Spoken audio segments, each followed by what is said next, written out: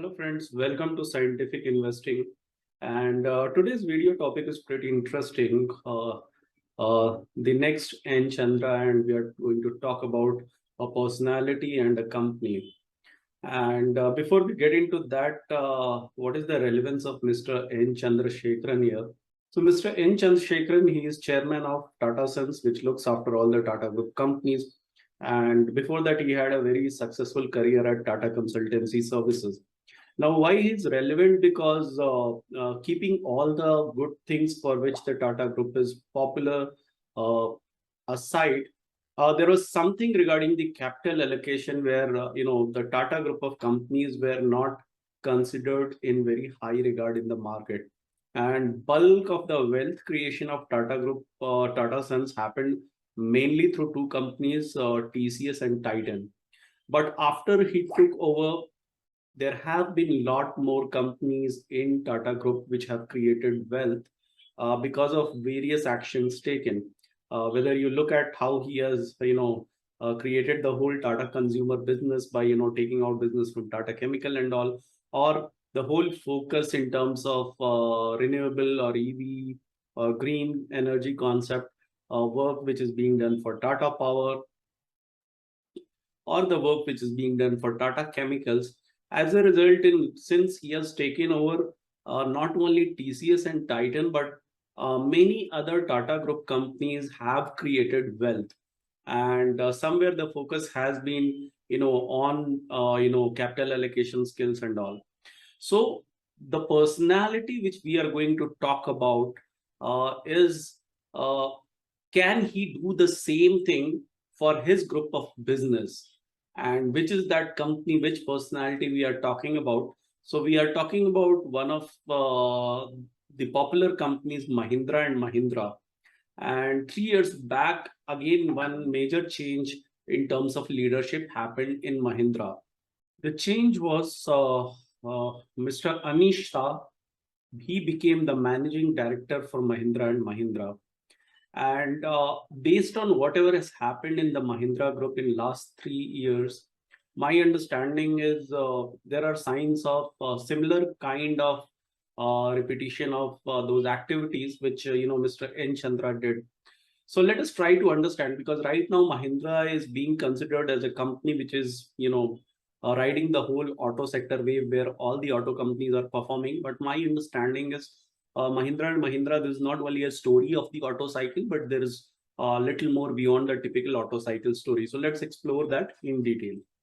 So if you look at the financials of Mahindra and Mahindra, you'll notice some interesting things. If you look at the automotive division, the revenue of automotive division has fallen drastically. It usually doesn't happen because of just some business, business growth or degrowth. Also, the profit of this business division, it took a hit, and again it is improving. I will give you a context why I'm highlighting these numbers. But if you look at the 2018-19 annual report, so Mr. Anish Shah, he was the group president for strategy, and then he became deputy managing director and group chief financial officer, and now he's the managing director. Now, what has happened after he came? There was a very dedicated focus on capital allocation for the whole Mahindra Group, and my understanding is, again, Mahindra Group also, they were into a lot of businesses like the two-wheeler business, and in auto there were a lot of loss-making businesses, some foreign businesses. There are a lot of Mahindra companies which have not generated wealth.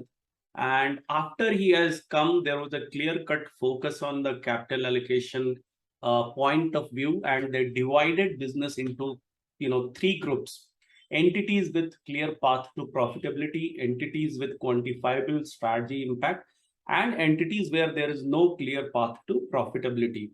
And based on this, they took a conscious call to exit certain businesses.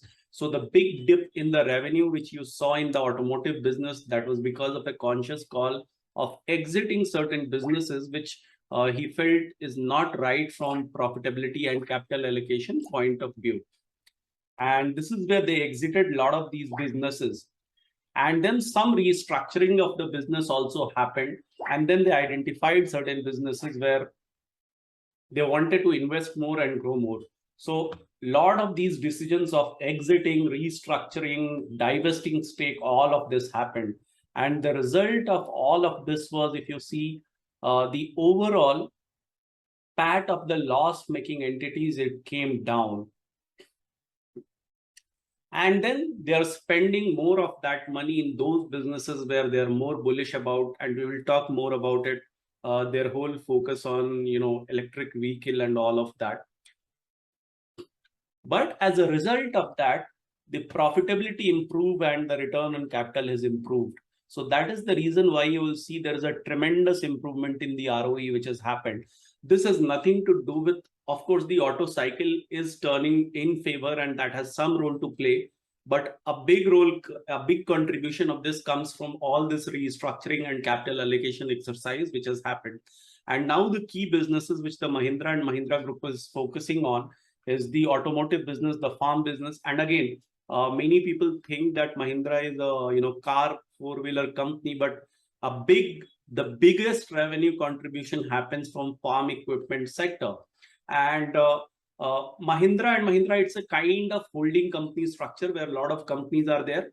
The farm equipment business is the biggest business. Then comes the automotive four-wheeler and commercial vehicle business. And then there are a lot of other companies where Mahindra is holding certain stake and it's a holdco company, whether it is your tech Mahindra business or Mahindra financial services business or the hotel business or the real estate business. So it's a sum part of all of these businesses. So if I talk, these are all the businesses where Mahindra and Mahindra is present. And primarily there are farm equipment company where last year they sold almost 3.5 lakh tractors and they have sold almost 4.5 lakhs cars and commercial vehicles. So now we know that, okay, they have exited or divested all the businesses which are not, suited from a capital allocation perspective. Now where they are focusing on. So they are focusing on all the automotive sector where they want to regain the market leadership in, UV segment of four-wheeler, and we'll talk more about it. They are focusing more on the EV segment because that is the future. They are focusing more on improving the margins of all the core businesses where they are retained and they have identified, these are the businesses to go for. And also they are working on the transformation initiatives of Mahindra and Mahindra financial services. And if we look specifically into automotive, they want to, do really well in SUV. In fact, I think they are one of the strong player in SUV. And why I'm highlighting on SUV? Because when we look at trajectory of the auto industry for passenger vehicle industry, what is growing in passenger vehicle is the SUV market. It is a new sub-market in itself. It is a market which pays the premium also. And this is a growing market and Mahindra has a strong hold on this market. And again, they are doing well in this particular market. And they want to, even build a EV model in the SUV market. And Mahindra, they have big plans both for SUV as well as for the electric vehicles. And they have plans to launch almost 13 different models in next 5 years in the SUV and EV space. Out of 13, 8 of these models are planned to have a EV launch. This year itself, they have come with this XUV 700. Then there is a EV launch, which is almost happening. And the numbers, even if we look at the numbers, how Mahindra is doing well in last 6 to 12 months, there is a lot of very good traction. Plus the pipeline looks strong and the numbers which it is expected to do out of all these launches, it looks very interesting and exciting. Also, given farm equipment sector is one of the highest contributing sector, they have planned for more launches in that segment itself. There also they plan to launch 15 new products in next 5 years. So the question is now to understand how to understand, because it's a very complicated business. There is farm equipment, there is automotive, and there is holdco and all. So let us try to understand the financial aspect of M&M business and how should we evaluate it. So if we look at the financials, these are the revenue numbers for 2021 and 2022. And you can see these are the numbers which are coming from auto. And of course, because of the auto cycle doing well, you can see there's a good spike in the overall volume. So this number, this is the total volume sold. And from 3.4 lakhs, they have 5 lakhs, they have sold for 4.5 lakhs vehicles. The domestic business has done well. The export is also doing well. The PV has done really well. And they're into three-wheelers, they're into commercial vehicles, which has done okay. Farm equipment sector, it has not shown any growth in in last 1 year. So all the profit contribution and good things which have happened, primarily it has happened through the strategic exercise as well as recovery in the PV and CV segment. The other thing they're doing is they're trying to grow the auto parts, spare parts business, which is also growing at a higher rate. So export, spare parts, and these are the areas which is doing. And this is how it has converted into numbers, where you can see the auto business has done a very good 37,000 crore kind of revenue, which is 42% of growth. Farm equipment has grown normally at 9%. So overall, your auto plus farm, it contributes 55,000 crore. And then these are the numbers from financial services, hospitality business. So I am just giving you a breakup of how much of stake Mahindra and Mahindra holds in these companies. So they have a 28% stake in Tech Mahindra. And if you take the Tech Mahindra profit, and if you take that stake of Mahindra and Mahindra, the total share, that 28% share for Mahindra and Mahindra comes 1574 crores. So likewise, this is the share of Mahindra and Mahindra holding stake in various companies. So this is how you should take the profitability stake. And then if we look at the profitability numbers, these are the numbers for auto, and of course, a huge jump in the auto profitability numbers. Farm equipment has been more or less, around the same place. This is the overall financial services number. Please note, this is not only the number for Mahindra and Mahindra Financial Services. I have given only few companies. If we look at the annual report, I think they have some 90 plus companies. But this is the overall grouping of these companies. And your holidays and all might be part of hospitality. But these are the overall profitability numbers for Mahindra and Mahindra. Now, when we think in terms of valuation, so if we look at the total FY22 revenue, so as we showed, auto is almost 37,000 crore, which comes from here, and farm equipment is 27,000 crore. So these are the profitability numbers. Why I'm highlighting these as revenue separately and not for these? Because these are pure holdco company contribution, and these are the core business contribution number. And this is the FY22 profitability numbers, and this is the FY22 margin for these businesses. Now, please understand that the group has improvement of margin as focus area. The auto is in good cycle. They have got out of a lot of loss-making businesses. And if we look at the quarter-over-quarter margin trajectory for the auto business, you can see they started with 1% and then 3% and then 4%. Last quarter, they did 5%. And if we look at the future numbers, looks like the growth is going to continue, which means there will be operating leverage. The margins may go above 5%, but what I have done is for FY23, I have taken a conservative number of 4%, which is lesser than this 5% number.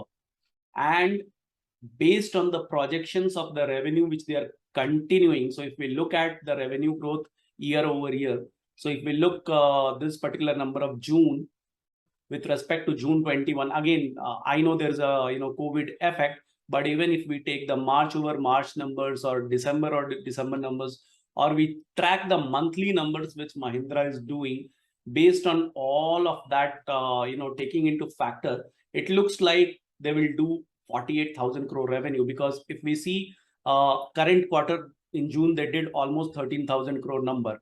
And if we take last few years of number quarter by quarter, it looks easily they can do this quarter into 4. So I have not taken 12,007. I have taken 12 multiplied by 4, 48,000 at 4% margin. So this is the rationale for the FY23 numbers and the margin. Farm equipment, not much is expected, the same 8-9% kind of growth and a bit conservative margin. So this is how I have calculated, not much changes here. So if we see the FY23 PAT from auto, this PAT will go to 1920 crore. And the farm equipment will do somewhere around 4,200 crore of profit. And then I have taken a very reasonable estimate. IT, we know there are headwinds going in US, the margins are shrinking. So I am giving some discount to FY22 IT profit, and instead of 1574, based on certain logic, I have taken a lesser number, which is 1244 crore numbers, which is almost 20% lesser. For financials, even though I believe Mahindra Financial should do well, just because the sector itself is turning around after 4 years of bad patch, this is expected to do well. But still, for all these businesses, I'm not considering any growth. I'm just being conservative, and I'm taking the same number. And then comes what is the multiple we will give. And for auto business, given the past and the future is very different, the kind of return ratios, the kind of capital structure, the kind of balance sheet this company should have in automotive business will be much better than the past. And given auto is still under penetrated industry, I'm giving it 20 multiples. The farm equipment business, much more matured business, not many changes to happen. So 15x multiple. IT business 20x multiple, other business 15x and 10x. This is the kind of FY23 valuation I'm coming with. And then because some of these businesses, Mahindra is a holdco, I'm giving a 30% holdco discount to these businesses, and this business no holdco discount. And this is the final sum of parts valuation to each of these Mahindra and Mahindra businesses, either direct core business or the holdco. When we add all of this, we get 1.38 lakh crore valuation for FY23 post the holdco discount. And the current market cap of Mahindra and Mahindra is somewhere around 1.55 lakh crore. Of course, it doesn't look very attractive, but the point I want to highlight is whenever there is a huge price run up, the perception is that company overvalued ho gayi hai. And if we look at Mahindra, the price has run up from almost 400 rupees to 1300 rupees in last 2 years. What I want to highlight is there are reasons why the run-up has happened, and a good part of that run-up is contributed to this kind of leadership shift and the structural changes which happened. And it may not be attractive, but it is not overvalued, in my opinion, based on this data and this exercise. Now the thing is, will Mahindra share price rise from here? My answer, I believe, is the kind of plan they have, roadmap they have for next 3-4 years. If they are able to achieve that roadmap, then maybe yes, it should. So depending on how they perform from here, how the prices will move will be decided. If they're able to improve the margin further, if they're able to show the kind of growth which is there based on the pipeline, I think the price should improve. So a lot of things as per re-rating, not re-rating, but the structural shift and all that has been taken care.